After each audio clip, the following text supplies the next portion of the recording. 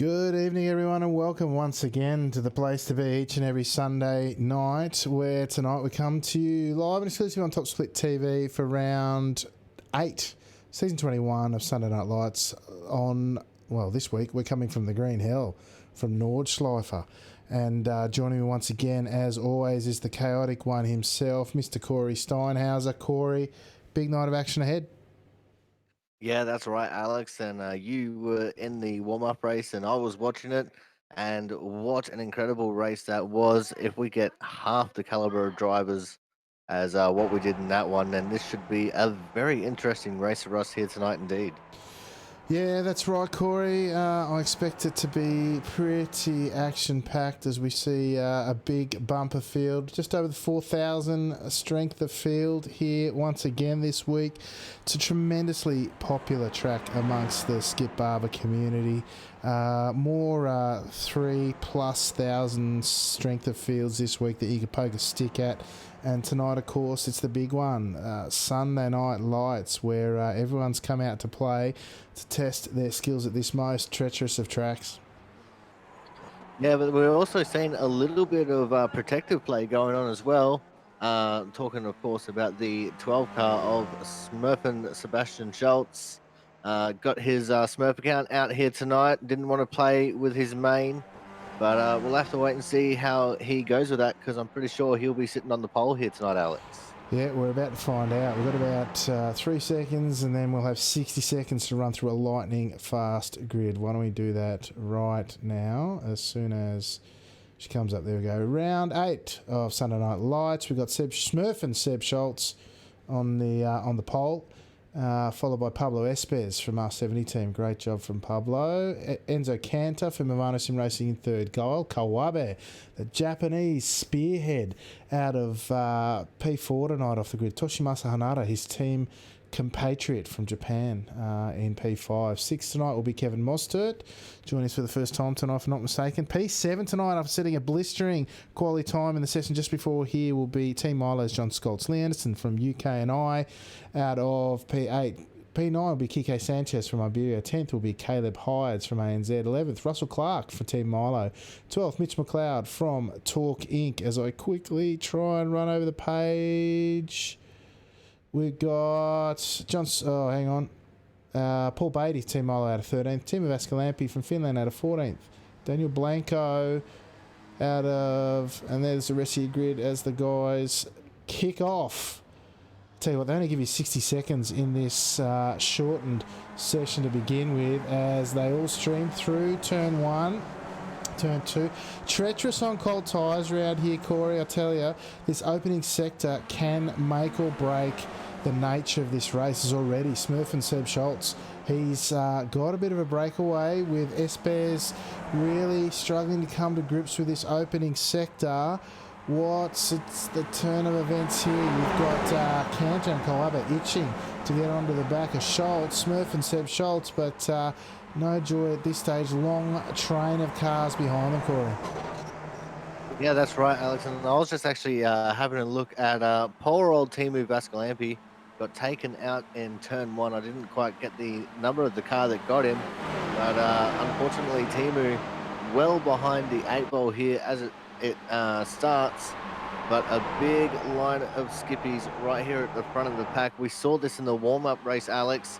No one could really get away from anyone. We got a couple of little separate groups going, but all in all, it was still an 11-pack race for the lead for pretty much the entire of the race. Yeah, that's right, but they're already seeing a gap now as Hanada has got 6/10 behind. Monster looking to go past in the trickiest of sections.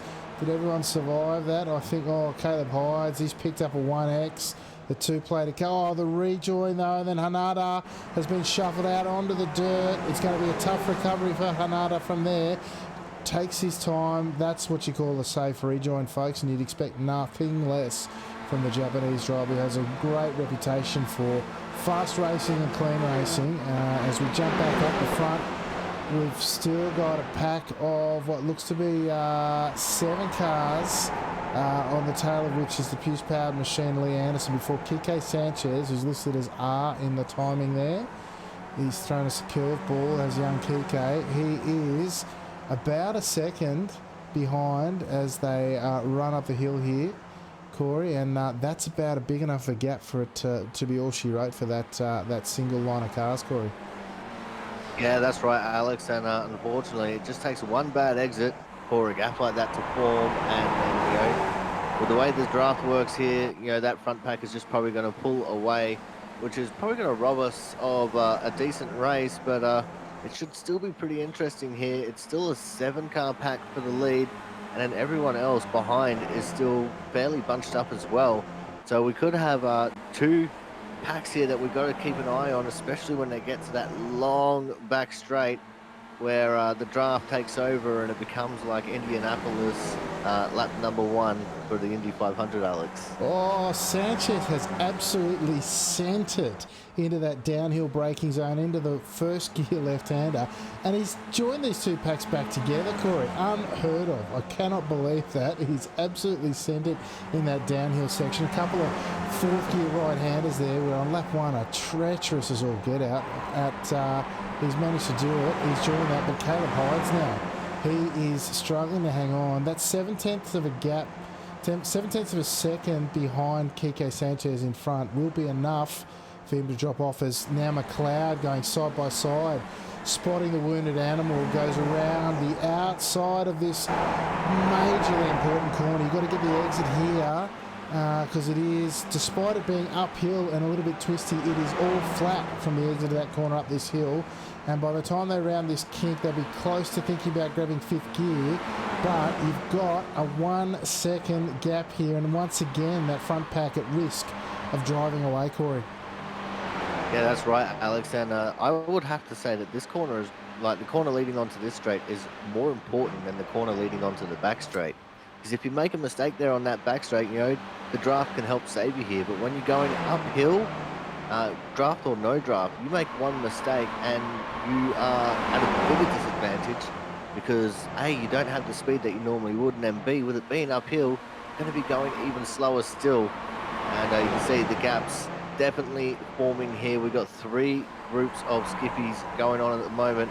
Also, I noticed back about 10 corners ago, a little bit of contact between Blanco and Hanada, and Hanada dropped down the order a couple of spots, and Blanco has overtaken his position, Alex. Oh, I'll tell you what, side by side for about half an hour was Kawabe, preceded by Mostert and then Anderson. Kawabe, who had a poor run, obviously, and almost lost the draft, then could not hang on to the front pack and would not give it up either, up the hill with Mostert first and then Anderson going by. And then 2 by 2, they went into the carousel, and Kawabe comes out, Anderson had to back out, and Mostert now has almost erased the gap, unbelievably. Where's Mostert come from? We haven't seen him before here on a Sunday night, and here he is mixing it with some of the best skippy drivers going around. Kawabe's done about 1,000 races here this week. Let it be known before the start of this week's race that he wanted to get a podium at SNL. This is one of his favoured tracks, and he's in the top 5, which would be a great finish for the Japanese driver, but as yet not cracked it for the front three, who are Schultz, Smurf and Seb Schultz, followed by Cantor and Espes, trying to get away now. They've got that 1 second gap. The question is, can they hang on to it, Corey? Well, that will be the ultimate question here, Alex. We're in one of the most technical sections of the track at the moment. So if these guys are going to try and pull away, this would be probably their second best opportunity. The best obviously being on the long back straight. But this is also a great opportunity for the chasing pack to try and catch up while they are only on the coattails of the draft.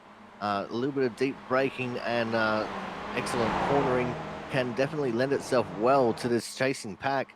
We'll have to wait and see how it goes. I mean, it's 3 long laps around here, and I'm expecting all the action to happen on the last one, Alex. Yeah, I agree, but the front three are gone. I think Corey, barring mistakes. Into the rear. Kawaba's gone around. His whole week has come to this, Corey. He's pitted. What's going on here? Oh, yeah, I wonder. I think either Netcode or Anderson's just got into the rear of him, turn him and put him in the wall. The Japanese driver will be devastated at that, Corey. That's his week come to naught. After farming about 1 million I rating this week with some fantastic driving, that's it. Anderson, that's not his go. That would have been a simple mistake, misjudgment perhaps, but that's an unfortunate turn of events for the Japanese driver, Corey. It really has, Alex, and with how much time he's put into doing the racing this week, you know, that's just so disappointing. But at the moment, we are 3 wide for the 3rd position at the moment, Alex. It's Sanchez, Anderson, and Mostert that were up there in the 3 wide situation. The leaders only going 2 by 2. But these guys pouring the pressure on each other, trying to get the advantage for the first sector. As it appeared one of the drivers there experimenting with some alternate dimensions, trying to gain an advantage on the other 2 there, Alex. Yeah, it was Mostert. He's back with us now, and they've gone line astern, as you should do there, trying to use whatever draft they can. The front, the rear, the side drafters all came into play there, and yet still they come out 1.7 seconds. And now Cantor taking the lead in that section with Espes and Smurf and Seb Schultz relegated to 3rd. Cantor has got some pace around here, to be honest. So, whilst I think Smurf and Seb Schultz has probably got his number, he does have some toe around here, that's for sure. The second pack now led by Mostert. Great to see John Scholz in the midst of that battle, followed by McLeod. Oh, Mostert. Oh, he just disappeared for a moment. I thought he died. But as you say, he was just tempting fate by touching another dimension briefly as the Network Gremlins came out. And we've got, look, I'll tell you what, Russell Clark's not out of this, the Team Milo boss man in 10th. He has a chance. He's on the back there and not out of drafting range for that pack starting in P4, but it will be hard work for the Milo boss man to get up from there, Corey. Yeah, and we don't usually know Russell as being terribly good at working the draft. But, you know, he might surprise us here tonight, and he might, you know, show us something that we haven't seen out of him for a long time. But Lee Anderson now going for a move on that Mostert there to try and take over the 4th position, and he's managed to do it before, I would say, the critical corner on this straight. That left-hander right there going over the rise. It's a very difficult corner to set up for. Oh, McLeod, he's sorry, Corey, he's chucked it up the inside of Scholz there at the end of that crucial straight, as you say, and gets the job done, mate, sorry. It's all good, Alex. That was an incredible move there by Mitch. I was just saying that one little corner there, so hard to set up for and so hard to get off because it really unsettles the car over the rise there, Alex. It really just takes the weight off the back wheels. Yeah, the challenge is there, you do actually have to grab a lift. And that weights often the rear of the car even more. It's a really challenging little corner there. If you can get through flat there, it takes a bit of wheel work and a bit of luck at the same time. Typically, most drivers lifting through there. As Lee Anderson on the front of this chasing pack now, I'd say Anderson would be the one to catch that front pack if at all possible. But Anderson not showing the same turn of pace as he has at other tracks here. I don't know if he's had the week off or what, but certainly Mostert seems to be the one to watch in my view. New to the series, of course, with us. here on a Sunday night, but has shown a good turn of pace here tonight already. That gap down to about 2 seconds from Anderson to Schultz in P3. Smurf and Seb Schultz happy to sit on the back of this pack at this stage, Corey. Yeah, it definitely seems that way, and he's not in any kind of rush, which I don't blame him for, but he's probably, I would have to say, in the best position as far as setting himself up for the last lap here, Alex, because realistically, the man who's in third will have the biggest double draft coming down that final back straight, but it's so big of a straight that, you know, you can get draft back if you do overtake someone too early, Alex. Yeah, look, can I tell you, it's one of the interesting and more frustrating parts of this track, as I know from first hand that you can win this race from 4th position coming up that last straight. I did one earlier this week. I clung onto that front pack in 4th for the whole race, and then just, you know, rolled the dice at the end in the draft and came up trumps. So you're right, Seb Schultz next lap perhaps waiting and biding his time in that 3rd position would be odds on, but you know, you never know. Some clever, crafty driving up that back straight can also see the guy in front come out in first as well. So interesting to see. This is a really challenging game up this big back straight here. You've got a couple of kinks, namely that one and a further left-hander up the road a bit, where, look at these guys, 3 wide. McLeod trying to make his presence known, using that draft. Although I noticed McLeod, the front of his torque ink machine, look at that front wing. Oh, as the droids straighten it out on cue. I was going to say that's a big detriment to the car there if it had stayed that way, because down the big straights here, that has a big impact, Corey. Costs you a lot of time. Yeah, that's right, Alex. The skippies don't have very much in the way of aerodynamics with just that small front wing and the small back wing. But when they get messed up, it definitely affects your entire race. And it looks like, yeah, as you said, the droids fixed that pretty quickly. So Mitch able to continue on without too much detriment here. But this second pack is driving very close together, as the camera angles here are a little bit bad and I didn't get to see them going through the carousel. But Mitch actually looking like he's got a little bit of a turn of pace here, Alex. Possibly going to be the one to try and close up the gap here a little bit.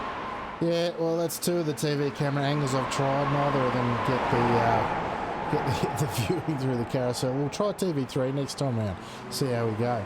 But this secondary pack now, led by McLeod, who's not afraid to get the elbows out and race pretty hard early on. Pleased to see, there you go, you've got Schultz and Clark on the back of this pack biding their time for the last lap, but they will need to get a wriggle on if they expect to make any progress with Mostert and McLeod up the front. Speaking of up the front, as we duck behind some more trees, well, it looks like Schultz has made, Smurf and Seb Schultz has made a move to get P2, but has that cost him? Because he is now a full second behind Cantor. He's got some pace, but has he got enough pace to catch Cantor? And what sort of pressure will Espes put on? Will he wait behind, or will he think that leading is the way to bust up that gap, or to break it down? As it's actually increased half tenth there through that complicated and challenging technical section, as they now flat out here, big right hand 4th gear corner, drop down to 4th, give it the wheelie on exits, and away she goes, Corey.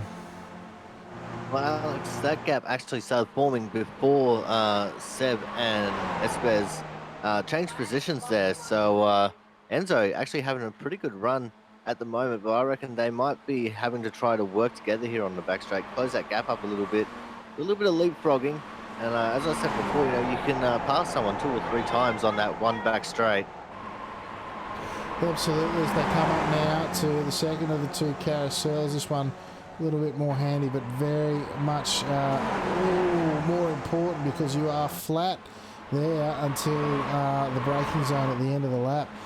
Hold it flat and 4th here, double right-hander onto the big back straight, and you really want to minimise tyre scrub, maximise exit speed to make use of what is probably 2 runways length of straight here. Schultz is in the draft in front, but I reckon this second pack will be the one to watch. Can they make it 6 wide? Well, they're already trying 3. Can they make it 4? Yeah, I think we've almost got 4 now, as Anderson goes far over to driver's right. Oh, the 2 car there, the green car of Caleb Hydes is swung out to the left. Oh, someone's lost a nose cone. I think that was McLeod swinging out, potentially lost his nose cone. Yes, he did. I don't know if the draws will fix that one. I don't know if they've maximised the... oh, how did he make that fit? The answer is I don't think he did.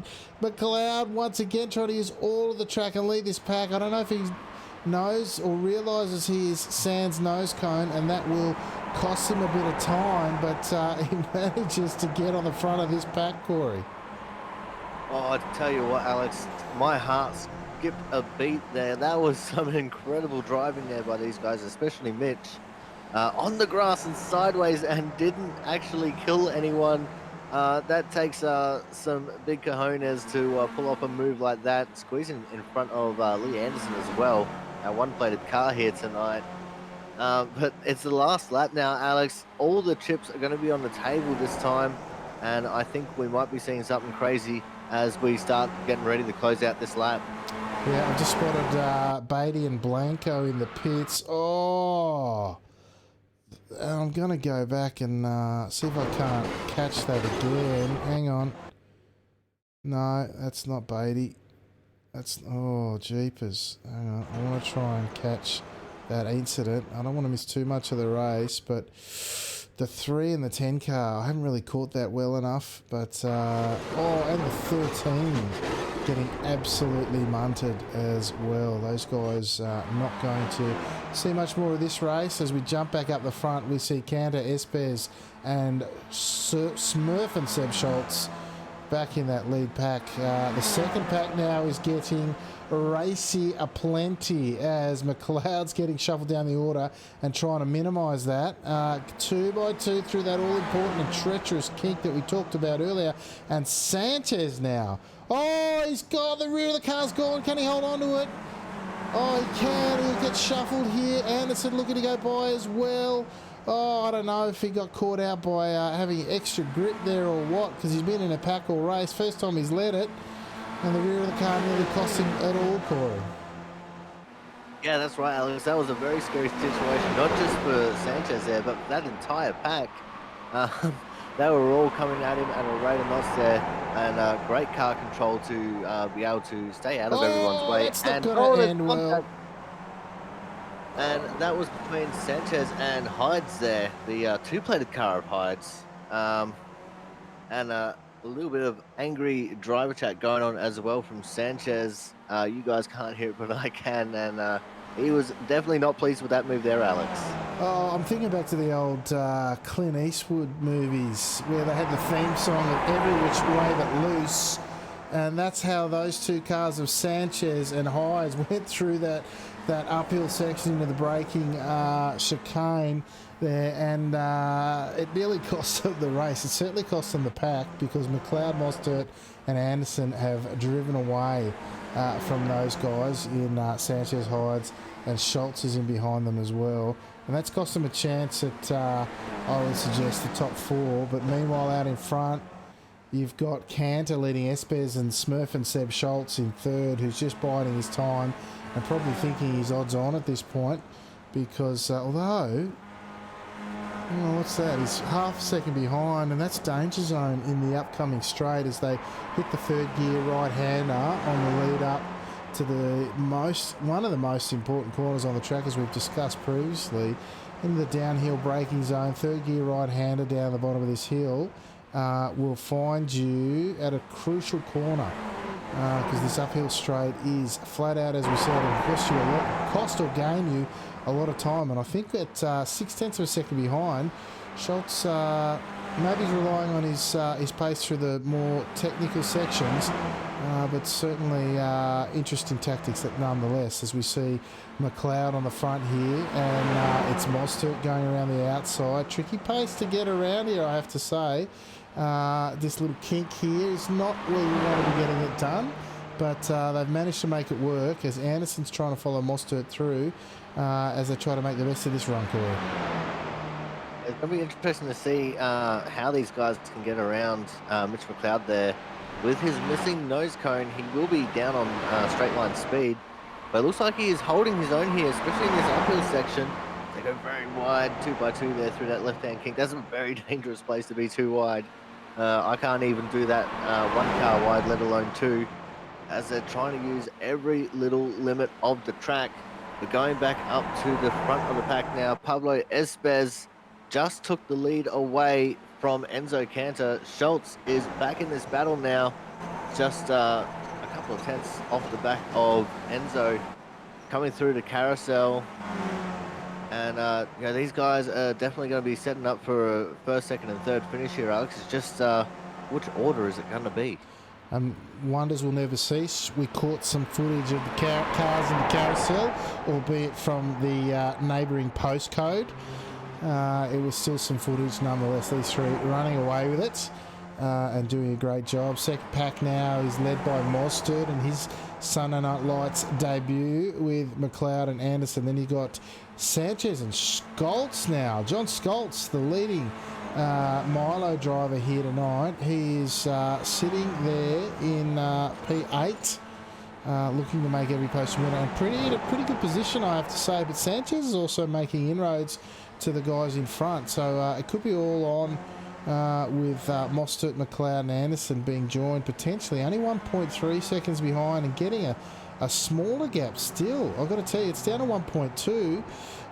Sanchez driving the wheels off this Skippy and trying to get back on and give us something to watch in those closing stages. Meanwhile, jumping back up front, the three is still just biding their time for that last roll of the dice, Corey. Yeah, I reckon at this point we could start calling them the Three Musketeers, Alex, because they have just been a trio this entire race. And Espez looks like he's going to be the one leading the way onto the back straight for the final time, unless Enzo decides he wants to try and lead it. But again, Smurf and Seb Schultz on the back of this trio. I reckon he's going to be in the best place, Alex, and I think he might end up taking out this race. Yeah, stranger things have happened. As we jump back to the second pack, I think I saw 2x2 there at one point as Mostert leads McLeod and Anderson. Then we got Sanchez. Didn't quite manage to bridge that gap. What sort of run are they going to get out of here? It all looks pretty tidy at this point.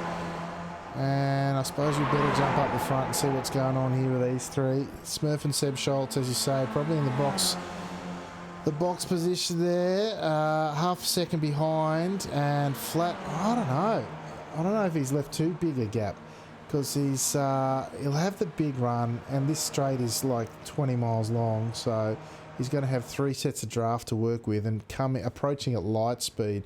Behind, there's all sorts of shenanigans going on. Look at this. How's that for footage?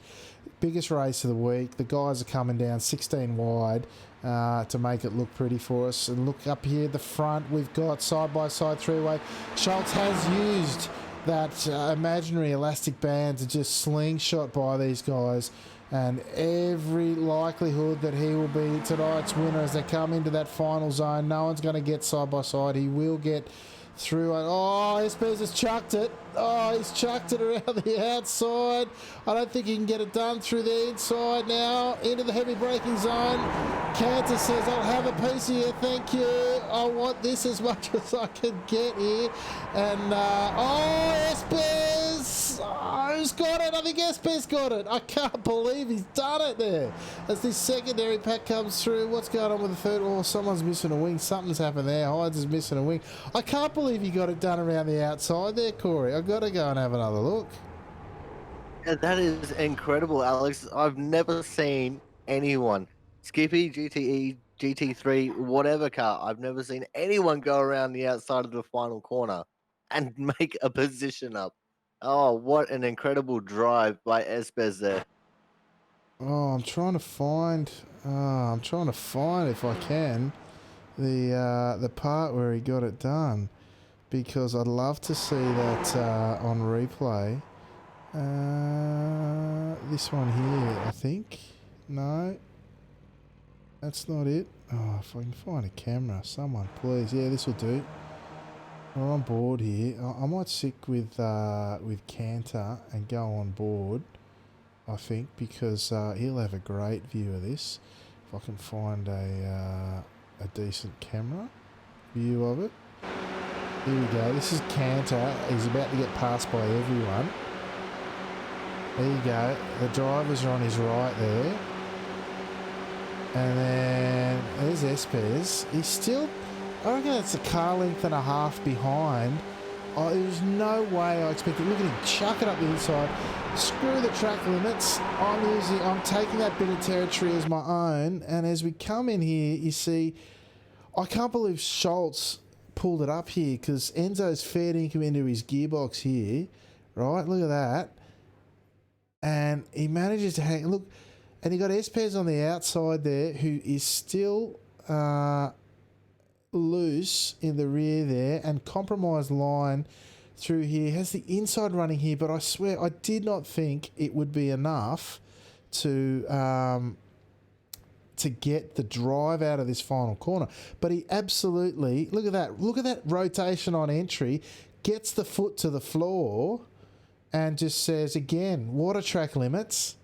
I'm going to take it around the outside on the grass. Thank you very much for coming. I mean, Smurf and Seb Schultz has tracked out like you normally would, used every bit of the track, as you would expect.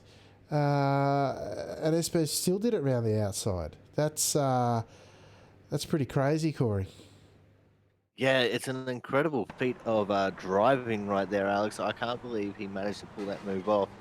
And to the mystery of the missing wing, that was on the 2 car of Caleb Hydes. And he had a little bit of contact there with Mr. John Skoltz coming into the final few corners of the lap, well after the back straight was over. So that was what happened to the 2 car there, Alex. Beautiful. All right, let's go. Thank you, Corey. Let's go check out our race results for this week. And on top, in what was an amazing final sector, final series of corners, Pablo Espes taking out his second ever Sunday Night Lights event here.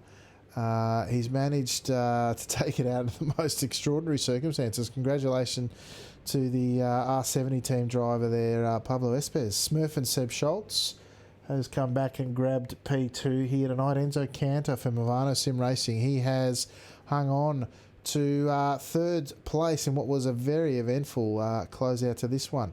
P4 tonight, the newly minted SNL driver of Kevin Mostert in fourth. Congratulations, Kevin. Lee Anderson in the Puce-powered machine, managing a top 5 finish just ahead of the leading ANZ driver in Mitchell McLeod, who finished 6th. Caleb Hydes, the second ANZ driver in terms of finishing order, finished in 7th. Congratulations to Caleb. Russell Clark, the leading Team Milo driver out there tonight, in 8th. Kike Sanchez from Iberia in 9th. Toshimasa Hanada, the leading Japanese driver here tonight, in 10th. Giuseppe Tellini, the Italian driver, in 11th. Yoshitaka Tsunada, another Japanese driver, here in 12th. And the final Sunday Night Lights scoring position, Antonio Baril from Italy in 13th tonight. Timo Vascalampi in 14th, although I thought he'd actually left us. Although, no, telemetry has him in 14th. Is that right, Corey? Am I reading the wrong thing? I got 14th as Vascalampi. Yeah, beautiful. All right. Just thought my my telemetry was playing tricks on me. Paul Beatty there for Team Milo in 15th. Guy Kawabe-san. Kawabe-san, the Japanese driver, in 16th. What a shame. I feel for him. He's been working hard here all week. Daniel Blanco, the Iberian driver, in 17th. John Skoltz in 18th. I'll tell you what, I'm a little bit confused, Corey. The telemetry is not exactly what I was expecting, but no, both sets of telemetry showing the same thing. I don't know what happened to Skoltz there at the end because he was right in it. So, oh well, perhaps one for the bar afterwards. Yep. I did explain what happened to John Yeah, Skoltz. you did. I know. Sorry, mate. I haven't got it pictured in my mind. So, anyway, that's our results, folks, and a decent race it was too, Corey.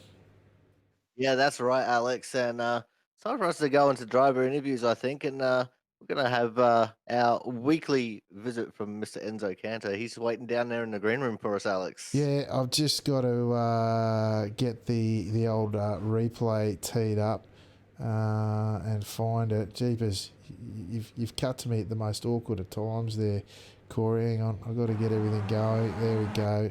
And one of these ones. All right. Mr. Enzo Cantor, mate, I said during the broadcast that you got a good turn of pace here. Those last few corners were amazing. The rest of the race, you guys had it all to yourselves, but those last few corners, what a finish! Hi guys.